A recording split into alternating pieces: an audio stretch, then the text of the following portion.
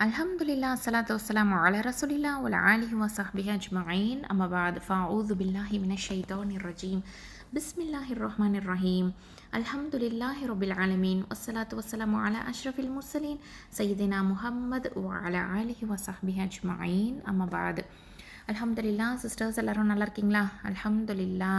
அல்லாஹ் சுப்ஹானஹு தஆலாவின் பேருதவியாலும் பெரும் கிருபையாலும் நம்ம சூரத்துல் காஷியா அப்படின்னா மூடிக்கொள்ளுதல் அப்படின்னு அர்த்தம். இது நம்ம 88வது சூறாவை பார்த்துட்ருக்குறோம். மக்காவில் அருளப்பட்ட சூறா. இதில் 1லேருந்து 26 ஆயத்துக்கள் இருக்குது. நம்ம அல்ஹம்துலில்லா 1லேருந்து 16 ஆயத்துக்கள் பார்த்தாச்சு. இன்றைக்கி என்ன பார்க்க போகிறோம்? 17லேருந்து 20 ஆயத்துக்கள் பார்க்க போகிறோம். பார்க்கலாமா? அல்ஹம்துலில்லா. அஊது பில்லாஹி மினஷ் ஷைத்தானிர் ரஜீம். பிஸ்மில்லாஹிர் ரஹ்மானிர் ரஹீம். அஃபலா யன்துரூன இலல் இபிலி கைஃப குலிகத் வ இலஸ் ஸமாஇ கைஃப ருஃபிஅத் வ இலல் ஜிபாலி கைஃப நுஸிபத் வ இலல் அர்தி கைஃப சுதிஹத். அல்ஹம்துலில்லா.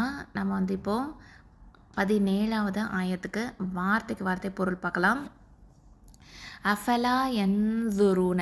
அஃபலா அதாவது பார்க்க மாட்டார்களா அப்படின்னு அர்த்தம். அஃபலா அப்படின்னா தென் டு நாட் அப்படின்னு அர்த்தம். அதாவது இது இந்த ஃபஸ்ட்டு வரக்கூடிய எழுத்து ஹம்சத்துல் இஸ்திஃப்ஹாம் அப்படின்னு சொல்லுவோம். அது கேள்விக்காக வரக்கூடிய அலிஃப், அது ஹம்சா. அதுக்கடுத்ததாக ஃப அப்படிங்கிறது எனவே அப்படிங்கிற அர்த்தத்தை கொடுக்கும். லானா இல்லை அப்படின்னு அர்த்தம். ஓகே, அப்போது அஃபலா யன்துரூன அப்படின்னா பார்க்குறது, தே லுக் அப்படின்னு அர்த்தம், பார்க்குறது. அப்போது அஃபலா யன்துரூன அப்படின்னா பார்க்க மாட்டார்களா அப்படின்னு ஒரு கேள்வியாக மாறுது. ஓகேவா? அடுத்ததா இலா அப்படின்னா பக்கம். இலானா பக்கம். அதாவது அல் இபிலி அப்படிங்கிறது ஒட்டகம் அப்படின்னு அர்த்தம். அல் இபிலினா ஒட்டகம், கேமல்ஸ். அதாவது ஜமல் அப்படின்னாலும் ஒட்டகம் தான், இபிலி அப்படின்னாலும் ஒட்டகம் தான். கைஃப அப்படின்னா ஹவ், எவ்வாறு அப்படின்னு அர்த்தம். ஹுலிகத் அப்படிங்கிறது அது படைக்கப்பட்டுள்ளது அப்படின்னு, செய்யப்பாட்டு வினை அப்படின்னு சொல்லுவோம் இல்லையா, அந்த வார்த்தையை அல்லாஹ் சுப்ஹானஹு வ தஆலா அந்த இலக்கணத்தை பயன்படுத்தியிருக்கலாம். அது படைக்கப்பட்டுள்ளது அப்படின்னு சொல்லிட்டு. அதாவது ஒட்டகத்தை அது எவ்வாறு படைக்கப்பட்டிருக்கிறது என்பதை அவர்கள் கவனித்து பார்க்க மாட்டார்களா? அவர்கள் ஒட்டகத்தின் பக்கம் பார்க்க மாட்டார்களா எவ்வாறு அது படைக்கப்பட்டுள்ளது என்று அப்படின்னு அல்லாஹ் சொல்கிறான். அடுத்ததா 18வது ஆயத்து. வ இலஸ் ஸமாஇ கைஃப ருஃபிஅத். வ இலா அப்படிங்கிறது இன்னும் பக்கம். அதாவது அஸ்ஸமாஇ அப்படின்னா வானம், வானம் ஸ்கை அப்படின்னு அர்த்தம். கைஃப அப்படிங்கிறது எவ்வாறு, ஹவ் அப்படின்னு அர்த்தம். ருஃபிஅத் அப்படிங்கன்னா அது உயர்த்தப்பட்டுள்ளது, அது உயர்த்தப்பட்டுள்ளது. மேலும் வானத்தின் பால் அது எவ்வாறு உயர்த்தப்பட்டிருக்கிறது என்பதையும் பார்க்க மாட்டார்களா? ஓகே, இன்னும் வானத்தின் பக்கம் பார்க்க மாட்டார்களா எவ்வாறு அது உயர்த்தப்பட்டுள்ளது என்று. அடுத்ததா 19வது ஆயத்து. வ இலல் ஜிபாலி கைஃப நுஸிபத். நுஸிபத் அப்படின்றது நிறுவப்படுறது. வ இலா அப்படின்னா இன்னும் பக்கம். அல் ஜிபாலி மலைகளின். ஜிபால்னா என்ன? மலைகள். ஜபல்னா மலை, ஜிபால்னா மலைகள். கைஃப அப்படின்னா எவ்வாறு. நுஸிபத் அப்படின்னா அது நிறுவப்பட்டுள்ளது. ஓகே, ஃபிக்ஸ் பண்ணப்பட்டிருக்கிறது, ஃபிக்ஸாக இருக்கு இல்லையா, அதுதான். அப்போது இன்னும் மலைகளின் பக்கம் பார்க்க மாட்டார்களா எவ்வாறு அது நிறுவப்பட்டுள்ளது என்று. அடுத்தது 20வது ஆயத்தை. வ இலல் ஆர்தி கைஃப சுதிஹத். வ இலா. வ இலானா இன்னும் பக்கம். ஆர்த் அப்படிங்கிறது பூமி. கைஃப எவ்வாறு. சுதிஹத் அப்படிங்கன்னா ஸ்ப்ரெட் அவுட் ஆகிருக்கிறது, அதாவது விரிக்கப்பட்டுள்ளது. இன்னும் அவர்கள் வசிக்கும் பூமியின் பால் அது எவ்வாறு விரிக்கப்பட்டுள்ளது என்பதை அவர்கள் பார்க்க மாட்டார்களா? இன்னும் பூமியின் பக்கம் அவர் பார்க்க மாட்டார்களா எவ்வாறு அது விரிக்கப்பட்டுள்ளது என்று. ஸோ இந்த மாதிரி அல்லாஹ் சுப்ஹானஹு வ தஆலா முதல்ல ஒட்டகத்தை பற்றி சொல்கிறான், அப்புறம் வானத்தை பற்றி சொல்கிறான், அப்புறம் மலைகளை பற்றி சொல்கிறான், அதுக்கப்புறம் பூமியை பற்றி சொல்கிறான். சுப்ஹானல்லாஹ். அஸ்ஸலாமு அலைக்கும் வரஹ்மத்துல்லாஹி வபரகாத்துஹு. அல்ஹம்துலில்லா சிஸ்டர்ஸ், இன்ஷால்லா நம்ம 17லேருந்து 20வது ஆயத்து வரைக்கும் இதுக்கு உண்டான விளக்கம் என்ன அப்படிங்கிறத இன்ஷால்லா தெரிஞ்சுக்கலாம். அவுது பில்லாஹி மினஷ் ஷைத்தானிர் ரஜீம் பிஸ்மில்லாஹிர் ரஹ்மானிர் ரஹீம் அஃபலா யன்துரூன இலல் இபிலி கைஃப ஹுலிகத். இது வந்து இபிலி அப்படின்னா ஒட்டகம் அப்படின்னு அர்த்தம், ஜமல் அப்படின்னாலும் ஒட்டகம் அப்படின்னு தான் அர்த்தம். ஓகேவா? ஸோ இது வந்து 2 அர்த்தத்தை கொடுக்கக்கூடியதாகவும் இருக்குது. இப்போது இதில் முதல் விஷயம் என்ன பார்க்குறோம் அப்படின்னு பார்த்தீங்கன்னா, அல்லாஹ் சுப்ஹானஹு வ தஆலா ஆடு, மாடு, கோழி இதை பற்றிலாம் சொல்லாமல் இங்கே ஒட்டகத்தை பற்றி சொல்லியிருக்கிறான் இல்லையா? ஸோ ஏன் அப்படின்னு பார்த்தீங்கன்னா, அவங்க வந்து அரபு நாடுகளில் வாழக்கூடியவங்களுக்கு இந்த ஒட்டகம் அப்படிங்கிறது தான் வந்து ஒரு டொமஸ்டிக் அனிமலாக இருந்துச்சு, ஒரு விலங்காக இருந்துச்சு இல்லையா? அவங்க என்ன பண்ணாங்கன்னா, இது வந்து நிறையா எப்போவுமே அதோடைய சாப்பாடுன்னு பார்த்திங்கன்னா முட்களை சாப்பிடக்கூடியதாக தான் இருக்கும். ஸோ அது முட்களை சாப்பிடும்போது நம்மலாம் சாப்பிட முடியாதா அப்படிங்கிற மாதிரி கிண்டல் பண்ணக்கூடியவங்களா இருந்தாங்கன்னா பார்த்துக்கோங்க. அப்போது அந்த காஃபிர்கள் வந்து அப்படி ஒரு நிலைமையில தான் அவங்க இருந்தாங்க. குரானை நிராகரிச்சிட்டு இருந்தாங்க. நரகத்தில் முட்கள் கொடுக்கப்படும் அப்படிங்கிற மாதிரியாக நம்ம வந்து படித்தோம் இல்லையா? ஸோ முட்செடிகள் அது வந்து ரொம்ப கொடிய கசப்பாக இருக்கும். இந்த மாதிரியான விஷயங்கள் எல்லாமே நமக்கு தெரியும். இதை வந்து அவங்க கிட்டலாம் சொல்லும்போது அதை வந்து அவங்க எப்படி எடுத்துக்கிட்டாங்கன்னா ஒரு கிண்டலாக தான் பார்த்துட்டு இருந்தாங்க. அதனால் அல்லாஹ் சுப்ஹானஹு வ தஆலா இந்த ஒரு ஒட்டகத்தை பற்றியே அவங்களுக்கு சொல்லி காமிக்கிறான். அதாவது இந்த ஒட்டகம் வந்து சாப்பாடுன்னு பார்த்திங்கன்னா முட்களை தான் சாப்பிடும். ரொம்ப நாளாக அந்த முட்களை சாப்பிட்டே வாழ்நாளை கழிக்கும். அது மட்டும் இல்லாமல் ரொம்ப பாரமான சுமைகளை சுமக்கக்கூடியதாக இருக்கும். ரொம்ப தூரம் ட்ராவல் பண்ணி போகக்கூடியதாக இருக்கும். அரபு நாடு அப்படிங்கிறது வந்து வறண்ட ஒரு பாலைவனம் தானே. அப்போது இந்த ஒட்டகம் அப்படிங்கிறது பார்த்திங்கன்னா பாலைவன கப்பல் அப்படின்லாம் நம்ம சொல்லுவோம், அப்படி தானே? ஸோ அது வந்து இந்த பாலைவனத்தில் தண்ணியே இருக்காது. நீர் வளம் அப்படிங்கிறது சுத்தமாக கிடையாது. எல்லா இடமும் மணலாக தான் இருக்கும். இந்த பிராணி வந்து பார்த்திங்கன்னா, இந்த ஒட்டகம் அப்படின்னு பார்த்திங்கன்னா 10-15 நாளைக்கு தண்ணீர் இல்லாமையே அது வந்து எல்லா வேலைகளும் செய்யக்கூடியதாக இருக்கும். ஒரு சின்ன குழந்தைய வந்து இந்த ஒட்டகத்தை கூட்டிகிட்டு போ அப்படின்னு சொன்னால் கூட அது கயிறை பிடிச்சி கட்டி அதால் கூட்டிகிட்டு போக முடியும். அதுக்கு பின்னாடி பல ஒட்டகங்கள் கூட வர முடியும். ஸோ அந்த அளவுக்கு இந்த ஒட்டகத்துக்கு வந்து அல்லாஹ் சுப்ஹானஹு வ தஆலா ஒரு என்ன சொல்கிறதுனா பொறுமை, சகிப்புத்தன்மை அப்படிங்கிற தன்மையாக கொடுத்துருக்குறான். அது மட்டும் இல்லாமல் இது வந்து மனிதனுக்கு ஒரு துன்பம் தராத ஒரு பிராணியாகவும் இது இருக்குது, சுப்ஹானல்லாஹ். ஸோ அது மட்டும் இல்லாமல் இது வந்து உட்கார்ந்து என்ன பண்ணுன்னா, அதாவது ஏற்றிக்கும். ஓகேவா? ஸோ ட்ராவல் பண்ணுறதுக்கு ஏதுவாக அது வந்து சீட்டிங் அரேஞ்ச்மெண்ட்டை நமக்கு பண்ணி கொடுக்கும். அதில் உட்காரது வந்து கம்ஃபர்டபுளாகவும் இருக்கும் மனிதனுக்கு. அது மட்டும் இல்லாமல் அதை வந்து அது படுத்துக்கிட்டு அது மேலே எல்லா சுமைகளையும் சுமக்கிற அளவுக்கு அது வந்து எல்லா ஜாமானையும் அதில் தான் ஏற்றுவாங்க. அது வந்து அந்த அளவுக்கு ரொம்ப ரொம்ப பொறுமையாகவே தான் இருக்கும். ஸோ என்ன பார்த்தீங்கன்னா, ரொம்ப கம்மியான தண்ணியை குடிச்சிட்டு பல நாட்கள் வாழுது. முட்களை சாப்பிட்டுட்டு வந்து அமைதியாக இருக்குது. அது மட்டும் இல்லாமல் இது வந்து பால் கொடுக்கக்கூடியதாகவும் இருக்கும். அது மட்டும் இல்லாமல் இதுக்கு வேறு எந்த ஒரு என்ன சொல்கிறதுனா, அதாவது பால் இல்லாமல் வேறு எந்த ஒரு இதுவுமே அதுக்கு தேவையும் கிடையாது இல்லையா? தண்ணி மட்டுமே அதுக்கு போதுமானதாக இருக்கும். அது மட்டும் இல்லாமல் அது வந்து உடம்பில் சாப்பாடையே வந்து ஸ்டோர் பண்ணி வச்சுக்கும். அதுக்கு தேவையான சாப்பாடை ஹம்ப்புன்னு சொல்லுவோம் இல்லையா? அதில் வந்து ஸ்டோர் பண்ணி வச்சுக்கும். அதுக்கப்புறம் அதனுடைய உடம்பு கறி, அதனுடைய மீட் இருக்குது பார்த்திங்களா? கேமல் மீட் வந்து சாப்பிட்றதுக்கும் பயன்படுத்துவாங்க. அதுக்கப்புறம் அது இறந்து போனால் கூட, வயசாகி அது இறந்து போயிட்டா கூட அதனுடைய தோள்கள் வந்து பதனிடப்பட்டு என்ன பண்ணுவாங்கன்னா அவங்களாம் உடைகளாகவும் பயன்படுத்திக்குவாங்க.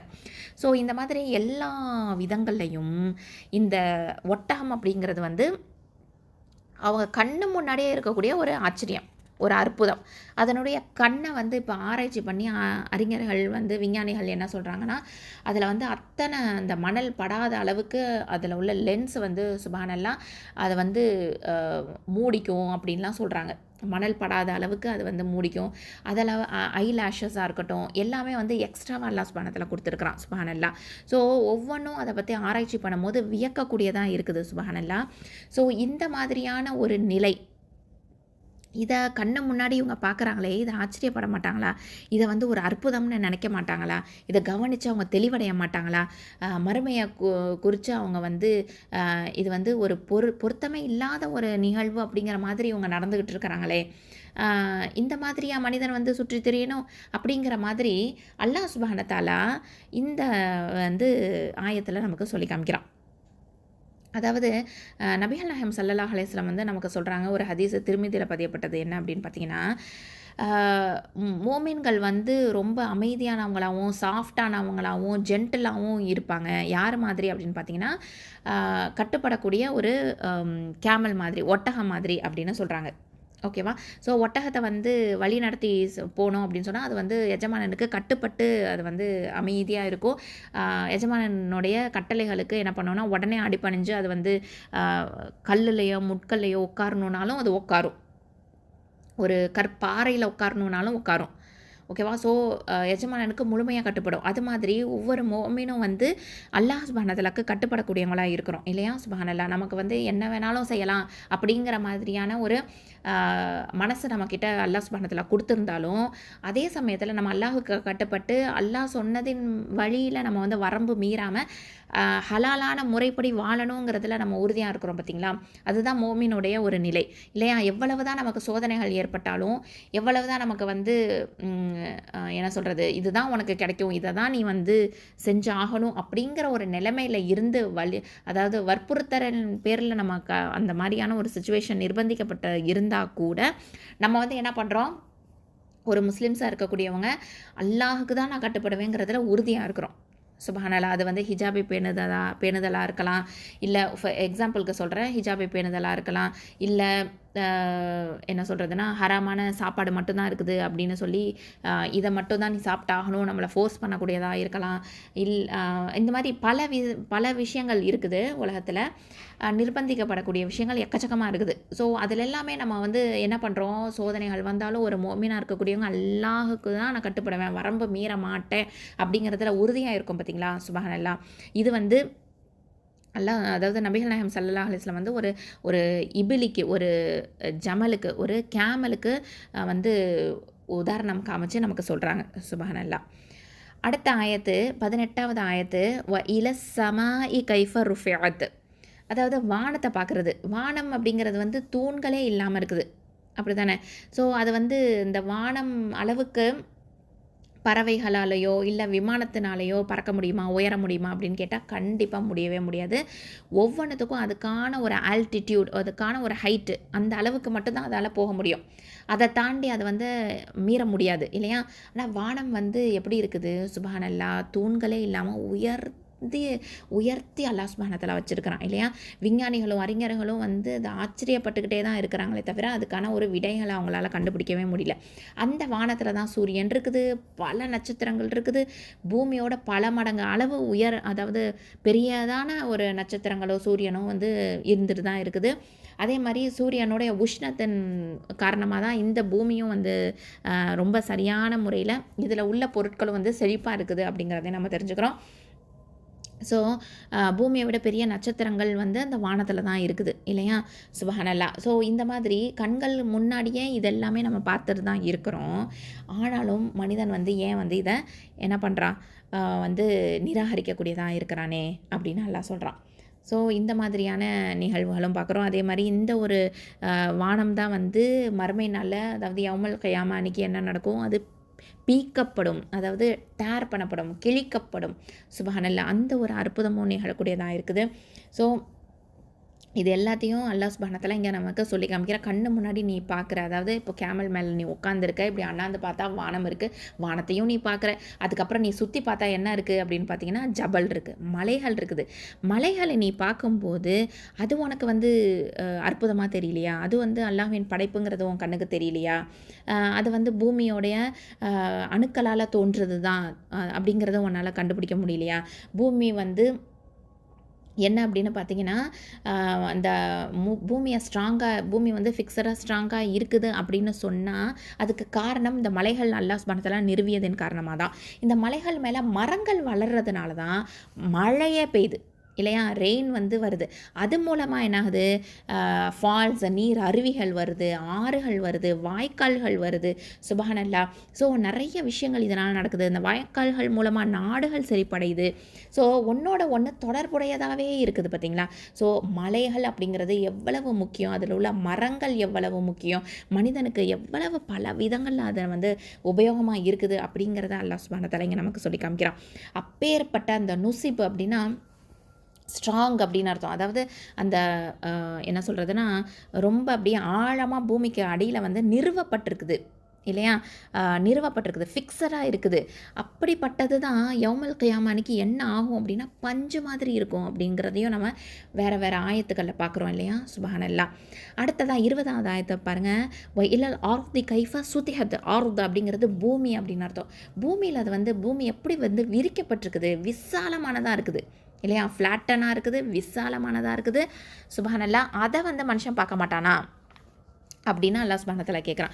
பூமியை வந்து தட்டையாக இருக்கிற காரணத்தினால தான் மனித இனமும் சரி மிருகங்களும் சரி வசிக்கிறதுக்கு வந்து வசதியாக இருக்குது. அப்படி தானே. சுபஹானல்லாஹ். இதில் உள்ள பொருள்கள் எல்லாமே வந்து விளைவிக்கக்கூடியதாக இருக்குது. பூமியில் வந்து லட்சக்கணக்கான அற்புத பொருட்கள் இங்கே இருந்துட்டு தான் இருக்குது. ஆனால் எல்லாத்தையுமே மனுஷன் தெரிஞ்சுக்கிட்டானா அப்படின்னு கேட்டால் கண்டிப்பாக கிடையவே கிடையாது. இதில் பல அதிசயங்கள் வந்து இருந்துட்டு தான் இருக்குது. இப்படிப்பட்ட இதையே வந்து இன்னும் மனுஷன் முழுசாக தெரிஞ்சுக்கலையே. இதை வந்து ஆனால் இதில் கண்டிப்பாக எல்லாமே இருக்குது, பூமியில் எல்லா வசதிகளும் இருக்குது அப்படின்னு மனுஷன் நம்புகிறானே. ஆனால் ஸ்வர்க்கம் நரகம் அப்படிங்கிற அந்த அற்புதத்தை சொன்னால் மட்டும் ஏன் மனுஷன் நம்ப மாட்டேங்கிறான் அப்படிங்கிறதையும் அல்லாஹ் சுப்ஹானஹு வ தஆலா இங்கே நமக்கு கேட்குறான். அப்போது பூமி அப்படிங்கிறது ஒரு என்ன சொல்கிறதுனா ஒரு ரூஃபாக இருக்குது. இப்போது இந்த சுத்தேஹத் அப்படிங்கிறது வந்து விசாலமானது. இன்னொரு அர்த்தம் வந்து ஒரு வீட்டுக்கு வந்து மேல்கூரை அப்படின்னு சொல்லுவோம் இல்லையா, அந்த மாதிரி வந்து இருக்குது அப்படின்னு அர்த்தம். அல்டிமேட் கவரிங் அப்படின்னு சொல்லுவோம். அதாவது ஹாஷியா அப்படின்னா சூழ்ந்து கொள்ளல், மூடிக்கொள்ளல் அப்படின்னு அர்த்தம். அந்த மாதிரியான ஒரு விஷயம் தான் இந்த இதில் படிக்கிறோம். அப்போது பூமியே வந்து ஒரு மனிதனுக்கு வந்து எப்படி இருக்கும்னு பார்த்திங்கன்னா மூடின மாதிரி இருக்கும். இப்போது நம்ம வந்து கபூரில் போனதுக்கப்புறம் அப்படி தானே. அதாவது ஒரு மனிதனுக்கு மரணம் அப்படிங்கிறது மறுமை நாள். ஓகேவா. அப்போது யௌமல் கியாமா வரைக்கும்லாம் வெயிட் பண்ணணும் அப்படின்னு அவசியம் இல்லை. ஒரு மனிதனுக்கு மரணம்ங்கிறதே மறுமை தான். அப்போது மரணம் அப்படின்ற ஆயிடுச்சு அப்படின்னு சொன்னால் கபரில் போடப்படும். அப்போ கபரு அப்படிங்கிறதே என்ன ஆகுது, ஒரு சுத்திகதா ஆயிடுது. ஓகேவா. அது வந்து ஒரு அதாவது அரபிக்கில் சத் அப்படின்னு சொல்லுவோம். அந்த வார்த்தையிலேருந்து வரக்கூடியது தான். அதாவது ஒரு ரூஃப் மாதிரி, ஒரு வீட்டுக்கு ஒரு ரூஃப் மாதிரி, ஒரு சீலிங் மாதிரி. சுபஹானல்லாஹ். அது மாதிரி நமக்கு கபரே ஆகிடும். சுபஹானல்லாஹ். ஸோ இந்த மாதிரியான ஒரு நிகழ்வுகள் எல்லாமே நடக்கும்போது இதை மனிதன் மறுக்கிறானே அப்படிங்கிறது தான் அல்லாஹ் சுப்ஹானஹு வ தஆலா இங்கே நமக்கு சொல்லி காமிக்கிறான். இதை வந்து எப்படி படைக்கப்பட்டுள்ளது அப்படின்னு மனிதன் பார்க்க மாட்டார்களான்னு சொல்லி ஒவ்வொரு ஆயத்துலேயும் நமக்கு வந்து கேட்குறான். சுபஹானல்லாஹ். அதாவது இந்த ஒட்டகம் படைக்கப்பட்டுள்ளது அதை பற்றி பார்க்க மாட்டார்களா, அதுக்கப்புறம் வானம் உயர்த்தப்பட்டுள்ளது அதை பார்க்க மாட்டார்களா, மலைகள் நிறுவப்பட்டுள்ளது அதை பார்க்க மாட்டார்களா, பூமி விரிக்கப்பட்டுள்ளது அதை பார்க்க மாட்டார்களா அப்படின்னு சொல்லிட்டு அல்லாஹ் சுப்ஹானஹு வ தஆலா நம்மளை பார்த்து கேள்வி மேலே கேள்வி கேட்குறான் அப்படின்னா சுபஹானல்லாஹ். அப்போ இதெல்லாம் பார்க்கும்போது நம்ம வந்து உணரக்கூடியவங்களாக இருக்கணும் இல்லையா. சுபஹானல்லாஹி வ பிஹம்திஹி. மனிதன் அப்படின்னா கண்டிப்பாக வந்து உணரக்கூடியவங்களாக இருக்கணும். இந்த உபதேசத்தை எல்லாத்தையும் உள்வாங்கக்கூடியவங்களாக இருக்கணும். சுபஹானல்லாஹ். அல்லாஹ் சுப்ஹானஹு வ தஆலாவின் கட்டளைகளுக்கு கட்டுப்படக்கூடியவங்களாக இருப்போம், வரம்பு மீறாதவர்களாக இருப்போம். அல்லாஹ் சுப்ஹானஹு வ தஆலா நம்ம அனைவருக்கும் தௌஃபீக் செய்வானாக. ஆமீன் யா ரப்பல் ஆலமீன். சுப்ஹானக அல்லாஹும்ம வ பிஹம்திக அஷ்ஹது அல்லா இலாஹா இல்லா அன்த அஸ்தக்ஃபிருக வ அதூபு இலைக். அஸ்ஸலாமு அலைக்கும் வரஹ்மத்துல்லாஹி வபரகாத்துஹு. அஊது பில்லாஹி மினஷ் ஷைத்தானிர் ரஜீம். பிஸ்மில்லாஹிர் ரஹ்மானிர் ரஹீம். அல்ஹம்துலில்லாஹ். சிஸ்டர்ஸ், நம்ம வந்து 88வது சூராவான அல் காஷியா இதில் 17லேருந்து 20வது ஆயத்து வரைக்கும் தஜ்வீத் சட்டங்களை பார்க்க போகிறோம். பார்க்கலாமா? அஃபலா யன்துரூன இலல் இப்லி கைஃப ஹுலிகத். அஃபலா இதில் ஹம்சா ஃபத்ஹா அ, ஃப ஃபத்ஹா ஃப, அஃப, லாம் ஃபத்ஹா, அலிஃப் மத்து, லா 2 அலிஃப் நீட்டி ஓதுவோம். அஃபலா அப்படின்னு சொல்லும்போது ஹம்சா வந்து அக்கசல் ஹல்குலேருந்து வரணும், கீழ்த்தொண்டை. ஃப வந்து அதாவது ஷஃபத்தான் உதடு எழுத்து. லாம் வந்து ஹஃபத்துல் லிசான், நாவின் ஓரப்பகுதி, நுனிநாவு, அப்புறம் ஓரப்பகுதி. இது எல்லாமே இதில் வந்து வரும். அதுக்கு அடுத்ததான் அலிஃப் மத்து, நம்ம 2 ஹரக்கத்தை நீட்டி தான் ஓதணும். அஃபலா. அடுத்ததான் யன்சுரூன. இதில் பாருங்கள், யா ஃபத்ஹா நூன் சுக்கூன் இருக்குது. நூன் சாக்கினாக்கு அடுத்ததான் என்ன எழுத்துன்னு பார்த்தீங்கன்னா வா. இது வந்து ஹெவி லெட்டர், இஸ்திஆலா எழுத்து. அப்போ நம்ம வாயை நல்லா ஓப்பன் பண்ணி ஓதணும், பின்னாவு உயர்த்தி ஓதணும். அப்போது யன்சுரூன இந்த இடத்துல என்ன பண்ணி பார்த்தீங்கன்னா இஹ்ஃபா அப்படிங்கிற இந்த சட்டம் நூன் அப்போ வந்து மறைச்சு குன்னாவை வந்து நம்ம தஃப்ஹீமாக சொல்லணும். அதாவது குன்னா வந்து எப்படி இருக்கும்னா ஹெவியாக இருக்கும். அப்போது என் என் அப்படின்னு சொல்லி அந்த குன்னா வந்து ஹெவியாக கொடுக்கணும். ஏன்னா அடுத்த எழுத்து இஸ்தியால எழுத்து ஹெவி லெட்டர் இருக்கிறதுனால. ஓகேவா? அப்போது யன்சுரூன ஜூ, அப்போது ஜா ஜொம்மா ஜூ. அடுத்தது ரா தொமா வாவ் சுக்குன் இருக்கு இல்லையா? அப்போது இது வந்து வாவுல் மத்து 2 ஹர்க்கத்தை நீட்டணும். அந்த ரா தொம்மா வந்து ஹெவியாக தான் சொல்லணும். அடுத்ததான் நூன் ஃபத்தா ந யன்சுரூன. அந்த நூன் அப்படிங்கிறது வந்து தரஃபுல் லிசான் நூனினாவை எழுத்து. ஓகேவா? அடுத்ததான் ஹம்சா கெசரா இ லாம் ஃபத்தா லாம் சுக்கூனோட இணைது லல் இ லல். அப்போது அதுக்கு இடையில இருக்கக்கூடிய ஹம்சத்துல் வசலை உச்சரிக்க மாட்டோம். ஏன்னா அந்த ஹம்சா வந்து இலல் இபிலி அப்படிங்கிறதுல அந்த ஹம்சா இருக்குது பார்த்திங்களா, அது வந்து ஹுருஃபுல் கமரியா எழுத்து. ஓகே, அப்போது ஹம்சா கெசரா இ, ப கெசரா பி, லாம் கெசரா லி, இபிலி. ஓகே, எல்லாமே வந்து வாய் எப்படி இருக்கணும், கீழ் தாடை வந்து கீழே இறக்கணும். ஓகேவா? தாழ்த்தி தான் இதை நம்ம உச்சரிக்கணும். இபிலி. அடுத்தது கேஃப் ஃபத்தா யா சுக்கூன் கை. இது வந்து யாவுல் லீன் அப்படிங்கிற சட்டம். அப்போது கை ஃப ஃபத்தா ஃப கைஃப ஹுலிகத். இப்போது ஹா தொமா ஹூ, இது வந்து ஹெவி லெட்டர் இஸ்தியால எழுத்து. அடுத்தது லாம் கெஸ்ரா லி ஹுலி. காஃப் ஃபத்ஹா த சுக்கூன் கத். இந்த காஃப் ஃபத்ஹாங்கிறத ஹெவியாக தான் உச்சரிக்கணும். த சுக்கூன் கத். இதை வந்து என்ன அப்படின்னு பார்த்தீங்கன்னா இந்த இடத்துல ஹம்ஸ் அப்படிங்கிற இந்த சிஃபத்தை வந்து இது சொல்லணும், பயன்படுத்தணும். அப்போது இந்த த சுக்கூன் வந்து அப்படின்னு ஒரு தெரிக்கிற மாதிரி ஒரு இது வரும். ஓகேவா? அந்த மாதிரி நம்ம சொல்லணும். அப்போ இதை எப்படி ஓதுறது? அஃபலா யன்சுரூன இலல் இபிலி கைஃப ஹுலிகத். அடுத்தது 18வது ஆயத்து வ இலஸ் ஸமாஇ கைஃப ருஃபிஅத். இப்போது வா ஃபத்ஹா இது ஷஃபத்தான் உதர எழுத்து. ஹம்சா கெசரா இ, லாம் ஃபத்ஹா, சீன் ஷத்தா லஸ் வ இலஸ். இந்த இடத்துல பார்த்தீங்கன்னா சீன் வந்து ஹுருஃபு ஷம்சியா எழுத்து. ஓகே, அதனால் அலிஃப் லாமனை வந்து உச்சரிக்க மாட்டோம். அடுத்ததான் சீன் ஃபத்ஹா ச, மீம் ஃபத்ஹா அலிஃப் மத்து ம. அதுக்கு அடுத்த எழுத்து என்னன்னு பாருங்கள், ஹம்சா இருக்குது. அப்போது இது என்ன சட்டம்? இங்கே மத்தல் வாஜிபல் முத்தசில் சட்டம். அப்போ 4 இல்லைனா 5 அலிஃப் நீட்டி தான் ஓதணும். அப்போது வ இல ஸமாஇ. ஓகே, அடுத்ததான் கஃப் ஃபத்ஹா யா சுக்கூன் கை. இது வந்து என்ன சொன்னோம்? யாவுல் லீன். அடுத்தது ஃப ஃபத்ஹா ஃப கைஃப. அடுத்தது ரா தொமா ரூ. இது ஹெவி லெட்டர், அதாவது ரா வந்து தொமா இருக்கிறதுனால இதை ஹெவியாக ஓதணும். ஓகேவா? அப்போது தஃப்ஹீமாக ஓதணும். அடுத்தது ஃப கெஸ்ராஃபி ரோஃபி. ஐன் ஃபத்ஹா த சுக்கூன் அத் அத். ஓகே, இது வந்து ஐன் வந்து எங்கேருந்து வருது? வசத்தல் ஹல்க்கு. ஓகே, ரூஃபி அத். இது எப்படி ஓதணும்? வ இலஸ் ஸமாஇ கைஃப ருஃபிஅத். இந்த த வந்து இந்த இடத்துலையும் ஹம்ஸ் அந்த சிஃபத்தை நம்ம கொடுக்கணும். அடுத்தது 19வது ஆயத்து வ இலல் ஜிபாலி கைஃப நுஸிபத். வா ஃபத்ஹா வா, ஹம்சா கெஸ்ரா இ, லாம் ஃபத்ஹா லாம் சுக்கூன் லல் வ இலல். அடுத்தது இதில் ஜீம் வந்து என்னது? ஹுருஃபுல் கமரியா எழுத்து. ஓகேவா? அடுத்தது ஜீம் கெஸ்ரா ஜி. இந்த ஜீம் வந்து வசத்துல் லிசான். அடுத்ததான் ப ஃபத்ஹா அலிஃப் மத்து 2 அலிஃப் நீட்டணும். அடுத்தது லாம் கெஸ்ரா லி ஜிபாலி வ இலல் ஜிபாலி. அடுத்தது கா ஃபத்ஹா யா சுக்கூன் கை யாவுல் லீன். ஃப ஃபத்ஹா ஃப கைஃப. நூன் தொம்மா நூ. சாது கெஸ்ரா சி சி. ஓகே, ஹெவி லெட்டர் நோ சி. ப ஃபத்ஹா த சுக்கூன் பத் பத் நோ சி பத். ஓகே, இப்போ இதை எப்படி ஓதணும்? வ இலல் ஜிபாலி கைஃப நுஸிபத். இந்த இடத்துலையும் இந்த த சுக்குனுக்கு என்ன பண்ணுவோம்? ஹம்ஸ் சிஃபத்தை கொடுப்போம். அதாவது அடுத்தது 20வது ஆயத்து வ இலல் அர்தி கைஃப சுதிஹத். இதில் வா ஃபத்ஹா வா, ஹம்சா கெஸ்ரா இ, லாம் ஃபத்ஹா லாம் சுக்கூன் லல் வ இலல். அடுத்தது ஹம்சா ஃபத்ஹா ரா சுக்கூன் ஆர் ஆர். இந்த ரா சுக்கூன் வந்து என்ன பண்ணுவோம்? தஃப்ஹீமாக ஓதணும், ஹெவியாக தான் ஓதணும். அடுத்தது ஏன் அப்படின்னு சொன்னால் அதுக்கு முன்னாடி எழுத்து ஃபத்ஹா வர்றதுனால. ஓகே, அடுத்ததான் தாது கெஸ்ரா உப்தி உப்தி. இது ஹாஃபத்துல் லிசான் எழுத்து. அப்போது வ இலல் ஆர்தி ஆர்தி. ஓகே, அர்தி கிடையாது, தி கிடையாது, தி தி. அந்த நாக்கு வந்து கடவாய் பற்களை வந்து டச் பண்ணணும். ஓகே, நாவுடைய ஓரங்கள் வந்து கடவாய் பற்கள் அந்த ஈரை வந்து டச் பண்ணி தான் சொல்லணும். நல்லா ப்ராக்டிஸ் பண்ணுங்கள். வ இலல் ஆர் தி தி.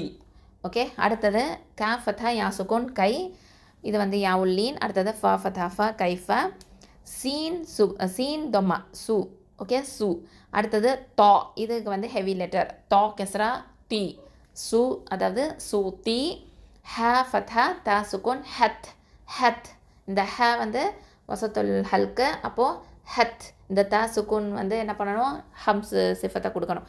அப்போது சூத்தி ஹத். வ இலல் ஆர்தி கைஃப சூத்தி ஹத். ஓகே, அல்ஹம்துலில்லாஹ். இந்த மாதிரி நல்லாவே இந்த சட்டங்களை அப்ளை பண்ணி நம்ம ப்ராக்டிஸ் பண்ணிக்கலாம். அஸ்ஸலாமு அலைக்கும் வரஹ்மத்துல்லாஹி வபரகாத்துஹு.